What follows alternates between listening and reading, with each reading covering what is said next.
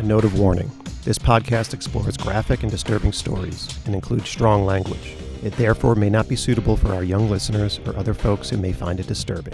Hello and welcome to True Crime Daily, the podcast, bringing you high-profile and under-the-radar cases from across the country for the week of June 21st, 2019. I'm Billy Jensen, and this is Owen Michael. Hello there. This week, the former leader of a secret celebrity sex cult finds out his fate in a New York courtroom. A young millionaire is sentenced to prison after a man who owes him money dies digging bunker tunnels underneath his suburban D.C. home. And a fugitive calls out sheriff's deputies who said they released a meth-fed attack squirrel into the wild after a drug raid. But first, a twisted cross-country catfishing tale. What's going on in Anchorage, Owen? This is the case of Denali Bremmer. She's an 18-year-old young woman living in Anchorage, Alaska. Police say Denali Bremmer met a man online named Tyler, who claimed to be a millionaire. The two developed a relationship and began communicating regularly. Police say Tyler allegedly made a serious offer to Denali. Kill someone, anyone, record the killing, and send pictures and videos to me, and I'll pay you $9 million. Denali Bremmer and 19-year-old Cynthia Hoffman. It's true, $9 million. It seems like a legitimate offer, but we'll get into that. Denali Bremmer and 19-year-old Cynthia Hoffman went to the same high school together. Court documents describe Denali Bremmer and Cynthia Hoffman as best friends. On Cynthia's Instagram page, a picture of the two of them together is captioned, "My BFF." On June 2nd, Denali Bremmer and 16-year-old Caden McIntosh reportedly borrowed a friend's car and took Cynthia for a hike along a trail on the Ekaltna River, about 30 miles northeast of Anchorage, Alaska. There, police say the two held Cynthia Hoffman, bound her hands and feet with duct tape, and then wrapped her head and mouth with more duct tape. Police say Caden McIntosh then took Denali's 9mm handgun and shot Cynthia in the back of the head, then pushed her body into the river. Police officers found Cynthia's body on the riverbank 2 days later. Investigators say phone records show that Denali was sending video and photos to Tyler while they were attacking Cynthia Hoffman. Police say Denali and Caden then went to a different park and burned Cynthia's purse and other evidence. So apparently Cynthia Hoffman was developmentally disabled. Her dad told reporters he grew alarmed when his daughter did not pick up or return a phone call on June 2nd. When she was still missing the next day, he called police and began searching for his daughter himself. While he was searching, he was getting text messages from one of Cynthia's friends who told him that she had dropped off Cynthia at a park that day, the day before, at her request. "I hope she comes home safely. She's my best friend," one text reportedly reads. It was from Denali Bremmer, but Cynthia's dad only knew her as Angela. The Anchorage Daily News reports that Denali Bremmer was known online as Angel. Angel was one of several pseudonyms. Denali's half-sister said she also went by Dakota after she was adopted. The half-sister said she and Denali and others were separated from their mother at a young age because of abuse, and that Denali started going by different names in high school. Denali was questioned by police on June 2nd. "I'm sorry, everybody, my family, my friends. I won't be back for a long time. I'm sorry. I didn't mean to do it," Denali reportedly posted on Snapchat about 2 weeks ago. Cynthia's father told the Anchorage Daily News her disability just made her want to have friends. That's all she wanted, was just to be her friend. The FBI traced the electronic communications between Denali Bremmer and Tyler, who Denali believed lived in Kansas. Actually, Tyler is 21-year-old Darren Schillmiller, who lives in Indiana and is not a millionaire.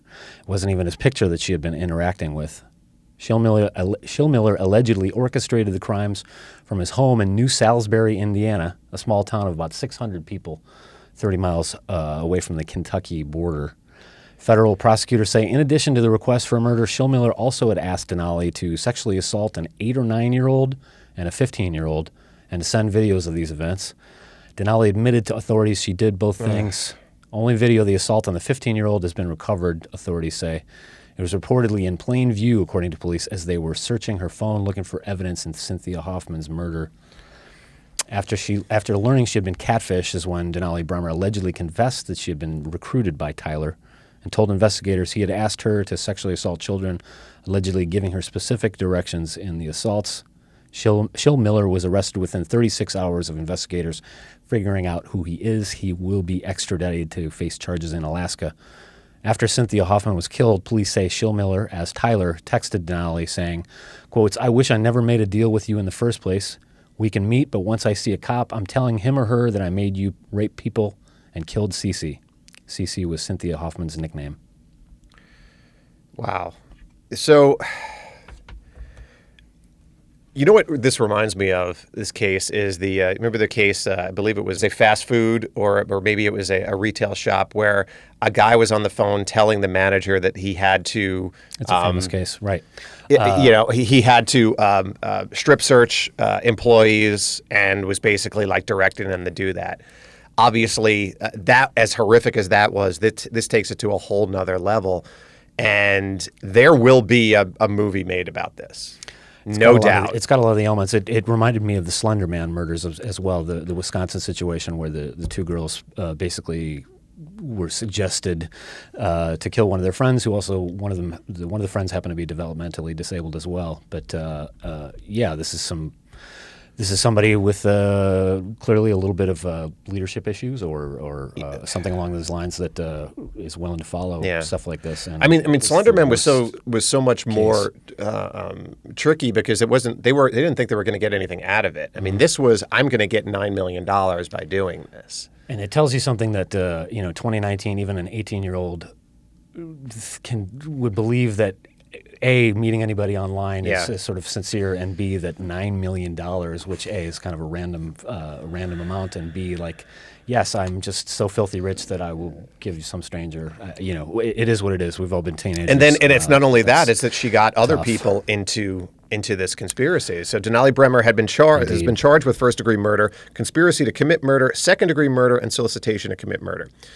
And Shill Miller faces the same charges, and they also face federal child pornography charges. Now, Denali will be charged as an adult. Caden McIntosh, 16, and Caleb Leland, 19, whose car they borrowed with the alleged promise of a $500,000 payout, are also charged with murder and conspiracy in the case. So they were telling other people too, listen, we're gonna kill, apparently, because if they're being charged with murder and conspiracy, they're trying to say that they told them, no, we're gonna kill this girl. This guy's offering us $9 million. We'll give you $500,000. Just let me use your car. And the kids were going along with it. Along with two unidentified juveniles, a male and a female. There's a lot of people here. Yeah. Denali allegedly offered the other four defendants a cut of the money Tyler was going to pay her. Detectives say Denali told Caden to take her gun and shoot Hoffman in the head.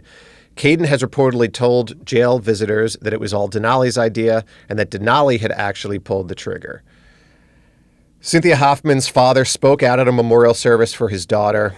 I have one thing on my mind, and that's to send all six of them to hell. And I ain't going to rest until it's done.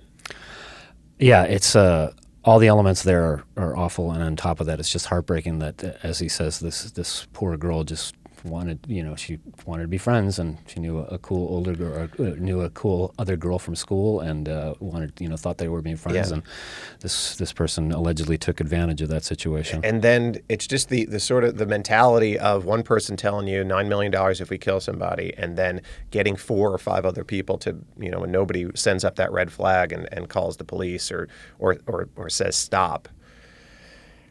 Yeah. I mean, we'll find out more details on that. I mean, I have to wonder whether she told exactly what the details of the thing were. If you're getting $9 million and I'm only getting $500,000 for the use of my truck, right. It's who knows. But obviously, a lot of living in fantasy land here with some of these kids. Yeah. Well, again, with another fantasy land that got pretty horrific, we've got an update on the NXIVM cult. Remember, this was the celebrity sex slave cult, I believe is what they were calling it. That's pretty succinct. So what's going on there? So Keith Raniere is 58 years old. He was convicted in Brooklyn, New York this week on 7 counts of racketeering, conspiracy, wire fraud, forced labor, sex trafficking, and child pornography. He had pleaded not guilty to all charges. He faces possible life in prison. Raniere founded a group called NXIVM. It's spelled in all capital letters, NXIVM. In 2003 in upstate New York. It was an evolution of a group that he first created in the 90s. He calls it a self-help company. The police call it a sex cult. NXIVM offered classes and support to more than 15,000 people to date, according to CNN. The classes cost thousands of dollars each, and attendees were encouraged to take more classes and recruit more people into the organization. Features are sometimes attributed as elements of a pyramid scheme. Scheme, yeah. The group made headlines in April of last year when an actress from the TV show Smallville named Allison Mack was arrested on charges of sex trafficking and conspiracy. Authorities allege that Allison Mack and Keith Raniere created a group within the group.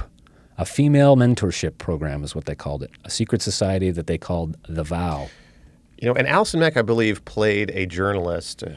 I never watched the show. It was Chloe a student journalist on Smallville. I'm not sure if I'm right on that. But they were. She's well known. Yeah, and there are others in this group that are associated with either related to celebrities or some of them are actually retired actresses and things like that. But all right, so again, this is probably coerced. Oh, you know what? She was on Smallville. I'll follow her and do whatever. So here's what was going on in The Vow. They were slaves and masters. This is the terminology that they actually used themselves. All the members, except for Keith Raniere, of course, were women. Women recruited other women to be subservient to them and to the mentors above them, and those slaves were encouraged to recruit still other women to be their subordinates, kind of like a strange pyramid scheme. With Keith Raniere sat atop this hierarchy, Allison Mack was allegedly on the first tier with a few other women and only Raniere above her. Deadline Hollywood reports that recruits into the secret society of The Vow had to give collateral, described as rights to her own assets or nude photographs, or else damaging information about their friends and family to be admitted into the group. So that's how you keep people from leaving, is because no, you're not going to leave. We've got this, and we've heard collateral, otherwise known as dirt, or yes.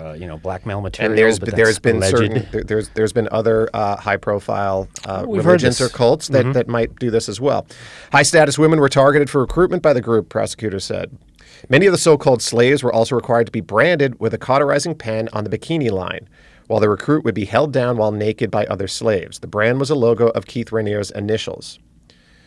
All about the ego. One woman testified that this ritual was the most pain she had ever experienced. The women in the group were also subject to a starvation diet, according to investigators, and suffered punishments such as whippings with leather straps and standing barefoot in the snow. According to the New York Times, Raniere also began a sexual relationship with a 15-year-old relative of one of his disciples and reportedly kept nude photos of the girl as a, quote, trophy. So you see a lot of the hallmarks of, you see why they call this a cult, or at least an organized sort of Ponzi scheme with ill intention here, because each one of these things, the charismatic leader, the restrictions, the submission, the whole thing. So the signposts are there. Allison Mack was accused of directing some of her slaves to have sex with Keith Raniere, and if they refused, their collateral would be publicly exposed. Mack allegedly received money and other perks from Raniere as a result of her efforts. Mack pleaded guilty this April to racketeering, sex trafficking, and conspiracy to force labor. She's due to be sentenced in September. 4 other women in similar power positions in the group have also pleaded guilty to related charges.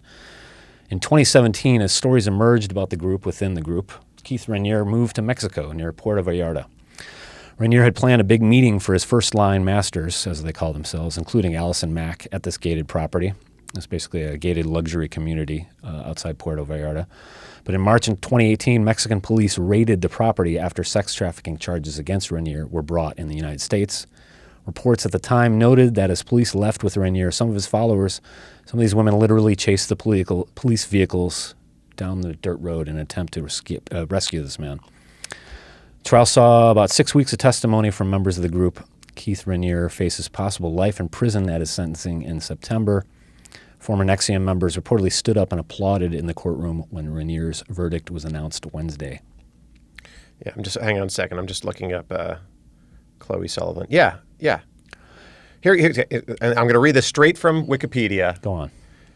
In Smallville, Chloe is Clark Kent's best friend, Lois Lane's cousin, and the editor of the high school newspaper, The Torch. She notices that the meteor rocks, kryptonite, are mutating the citizens of Smallville, which she tracks on her wall of weird. So she was playing a journalist. How does that not seep into, there's weird shit going on there. It's acting. She wasn't really, it is. But, if you've seen photos, and we'll run some stuff of this online, she's about as wholesome as you could want in a TV star. So yeah. I see that some people could be unduly influenced by and also she's a TV star. I'm going to join this. I'll go with her, and then it just some people join some of these organizations for clout in certain cities. Hey, but you know what though? We get news stories every week. Subscribe to us here on True Crime Daily on YouTube and on Stitcher, iTunes, Spotify, and Google Play. And also give us a call at 888-548-9758.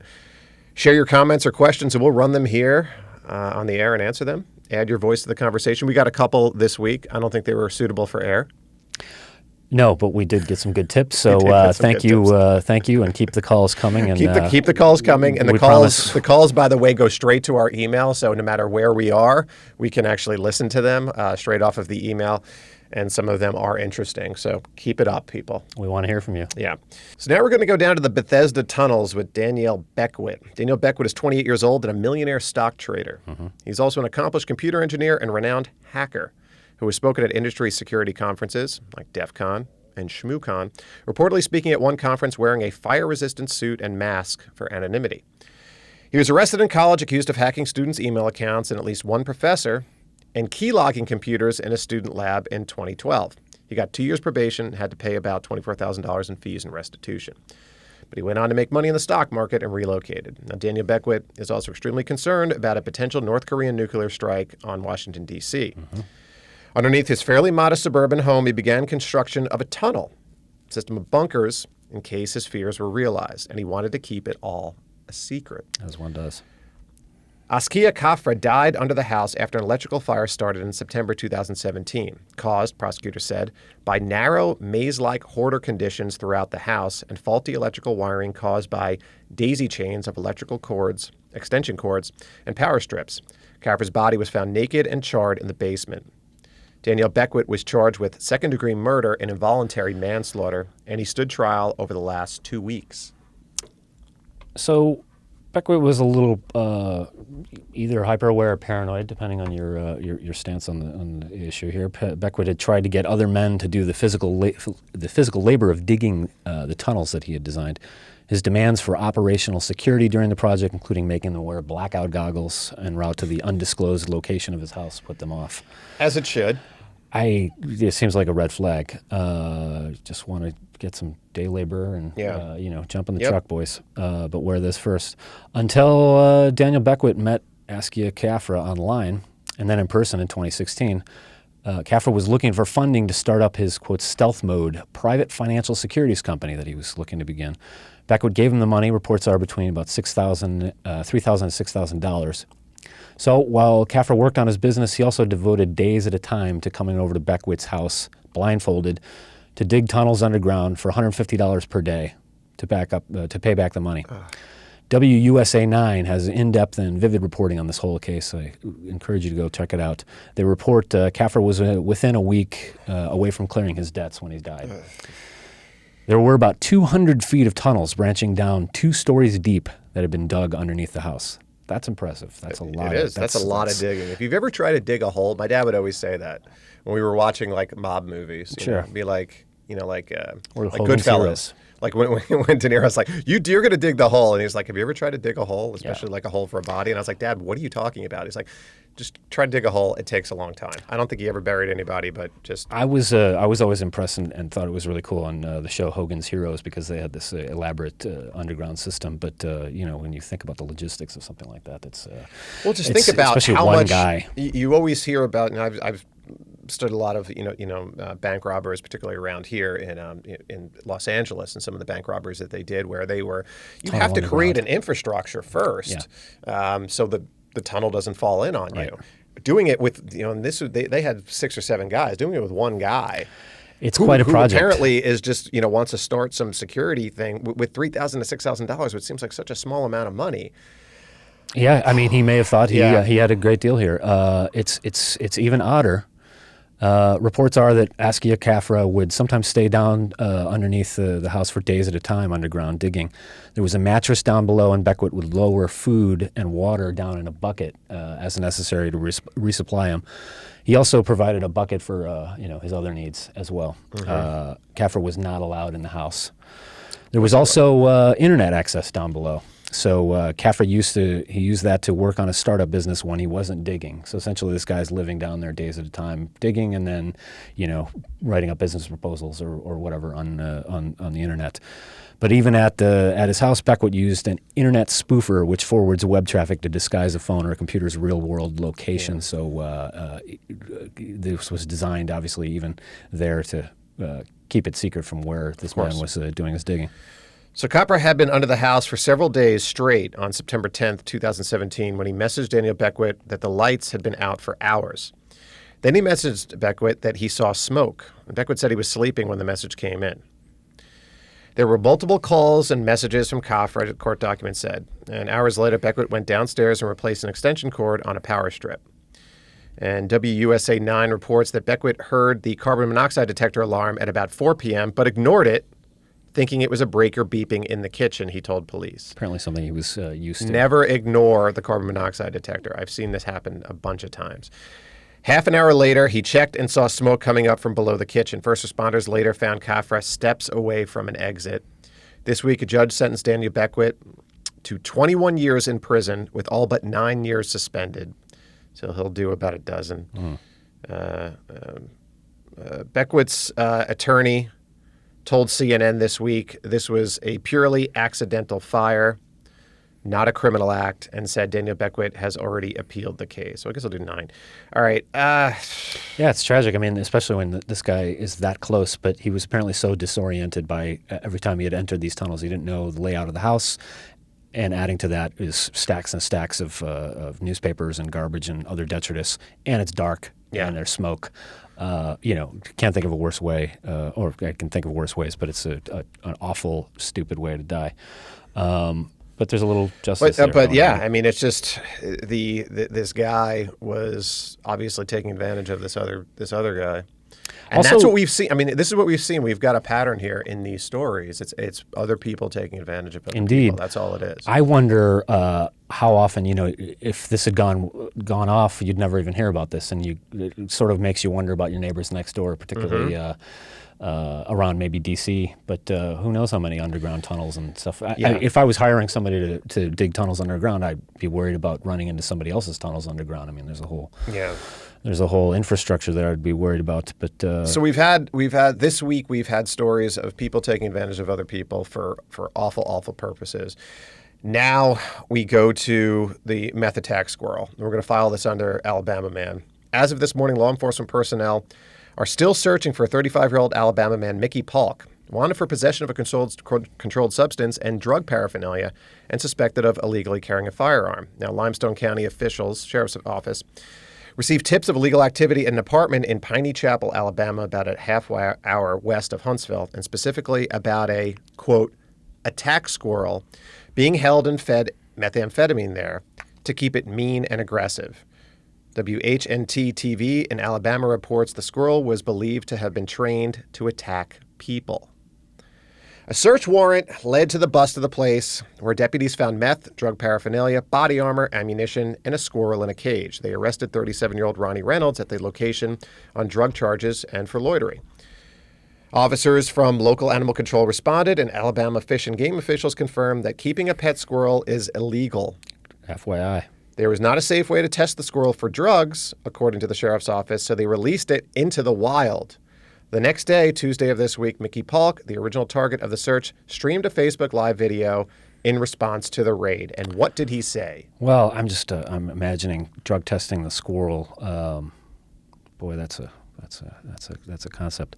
So Mickey Polk went online, streamed a Facebook Live video. You can't give squirrels meth; it would kill them. I'm pretty sure. I've never tried it, he says.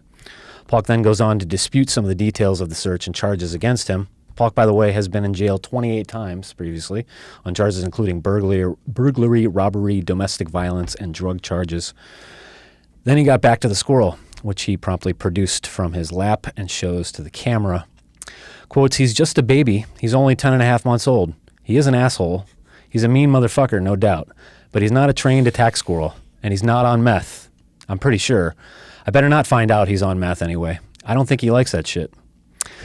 continuing quoting, he ain't ever been outside before, so when I pulled up, he was on top of the tree just screaming. When I pulled up and whistled, he got right on my shoulder and came along with me.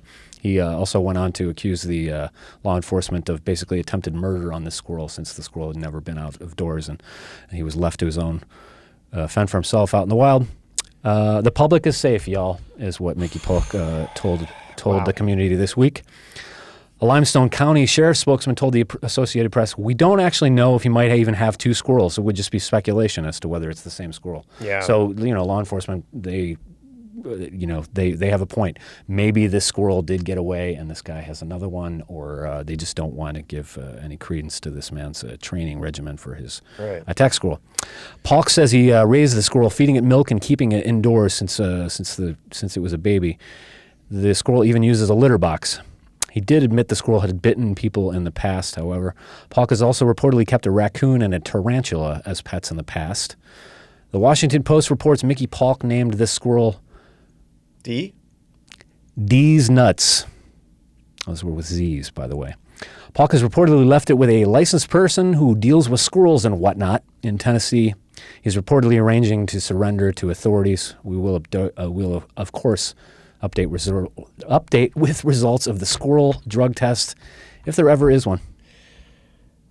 If he was doing this, that's the thing. You let it out. He's building an attack squirrel, and then the authorities just let it out into the wild. Building an attack squirrel. This is like $6 million man. Yeah, we have exactly. the technology. And I just optioned the rights to that. Well, I can't wait to find out more, but that is a solid entry into the new Alabama Man. Thanks. Send us your stories about Alabama Man if you have. And, of course, let's never forget Florida Man. Always good stories. No Florida stories this week, though. Well, you know what? We've got a story out of Utah. Go ahead.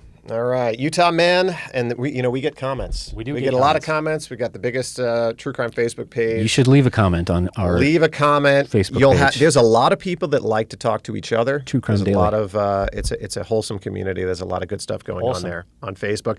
Utah man says woman broke into his house to pet his dogs, got a drink, and made herself at home. She also put on his clothes. She told me she lives here. I said, no, you don't. This is my place. Ryan Spurlock said.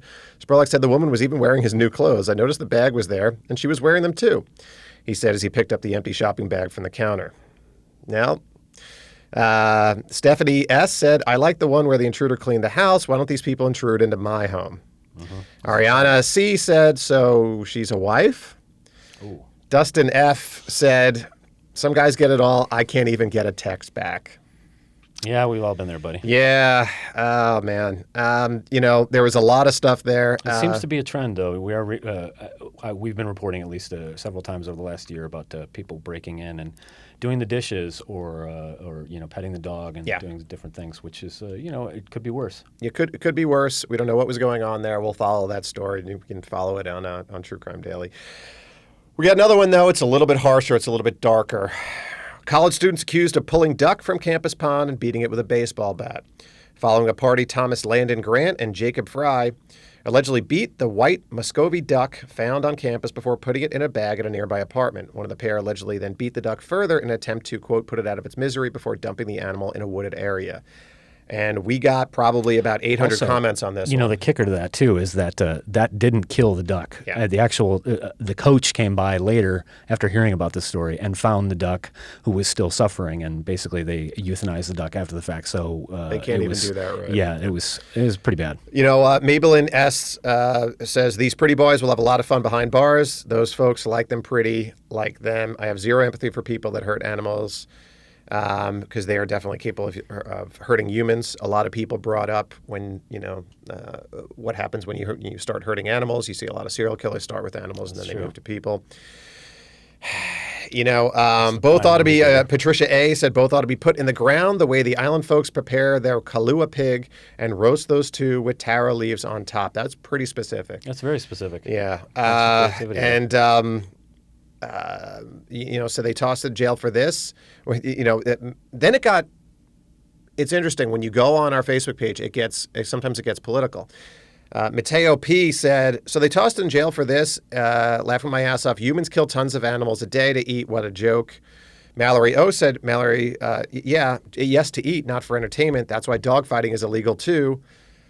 Somebody said, you're an idiot. They beat a duck with a effing bat. And then it got into this whole thing about, veganism. It went off into a whole nother category. As it should. Let's. So when the government supplies the grocery stores with meat, y'all eat it up for pay, and you pay for it. When you have no idea how they killed the animal to feed your selfish guts, Matteo sort of ended that string. So yeah, and I'm not too sure that these two college boys were looking for anything to eat, particularly since they left the duck. That would have been a saving grace if they had actually kept the duck and served it for dinner. There might be some plausible, not even legal deniability just don't do that. So I agree. We're gonna follow up on that case as well, especially to see what they get for it, because that's going to be an outrage. Either way, it's going to be an outrage. They can get 10 years, and people are going to say that's not enough. One other thing, though, that I'm interested in Los Angeles. What's that?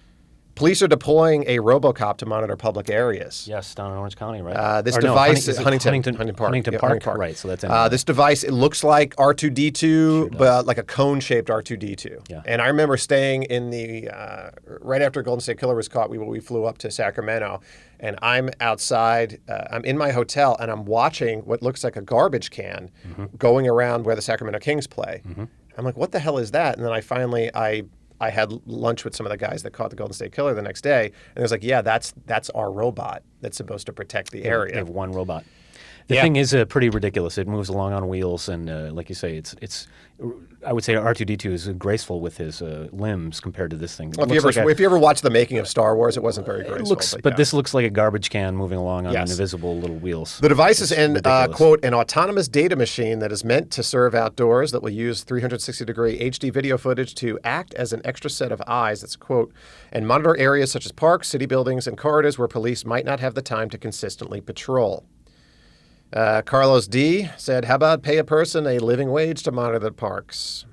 Feren's case said, basically rich neighborhoods will receive this. Poor people will continue to get shot by dirty cops. It just kept going. A lot of people were upset that it did not look like RoboCop, that it just looked like a trash can. One step at a time here, people. It's sort of like it's in the headline now. And a lot of people said there was no way this thing is not going to get kicked down the sewer drain by a bunch of kids. That was my first reaction, was thinking about, I was a little bit of a troublemaker as a teenager, and I think that has a big target on it for any kid similar to And you could say, it's got 360-degree HD. Anybody that comes up, they'll have it, and it's going to a cloud, but all they got to do is put some stuff on. Go on. Remember, like the guy. I'm not gonna tell you how to do it. But I remember the guy that was dressed up as Santa Claus that put wrapping paper over the cams, the traffic cams in Phoenix, I believe. No, I don't know that. Yeah, it's sort of like you cover yourself in order to do that. So. And it was a Christmas gift to the speeders and the motorists. To the speeders of Phoenix, Arizona. The lawbreakers. So you know what? Check out our content on YouTube and Facebook and truecrimedaily.com. And don't forget to download our weekly podcast on Stitcher, on iTunes, Spotify, or Google Play. And also, if you have comments or questions about the show, call us up and leave a message at 888-548-9758. Of course, remember, we can get those anytime. I can wake up in the middle of the night and get your message. We'd love to hear from you. The Advisor recording may be aired in any of our future podcasts. So until next week, this is True Crime Daily, the podcast, reminding you, don't do any crimes.